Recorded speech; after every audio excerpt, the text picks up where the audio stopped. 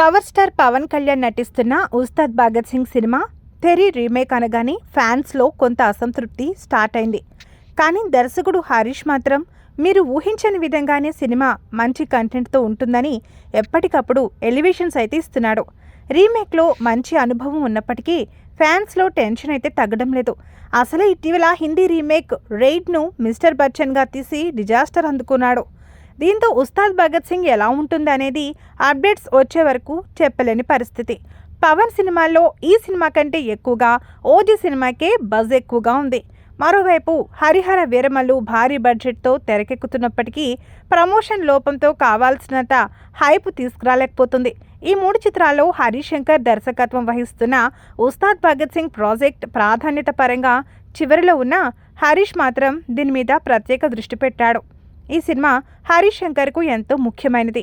Mister Bachchan cinema ఫలితంతో కొంత నిరాశ చెందిన హరీష్ మళ్లీ తానేంటో నిరూపించుకునే అవకాశంగా ఈ సినిమాను చూస్తున్నాడు. కొంతవరకు పవన్ అభిమానుల్లో హరిశంకర్కు ప్రత్యేక స్థానం ఉంది.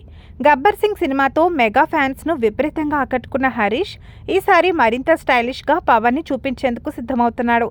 ఇటీవల జరిగిన return of the dragon cinema pre release ఈవెంట్లో హరిశంకర్ ఆసక్తికరమైన లీక్ ఇచ్చాడు.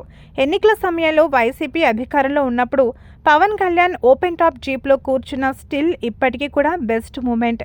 ఆయన వెనుక వేలాదిగా అభిమానులు బైక్లు కార్లలో ఫాలో అవుతున్న వీడియో అప్పట్లో వైరల్ అయింది.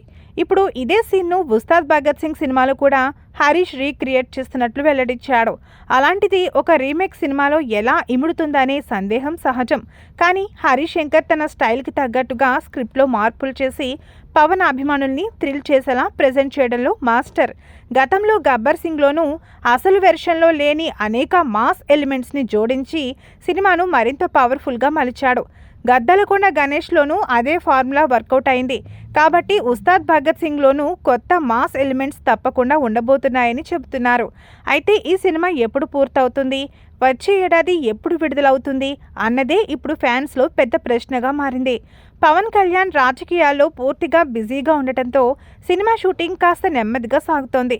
వచ్చే ఏడాది మిడ్లో కానీ 2026 మొదటి త్రైమాసికంలో కానీ సినిమాను ప్రేక్షకుల ముందుకు తీసుకురావాలనే ఆలోచనలో మేకర్స్ ఉన్నట్లు సమాచారం.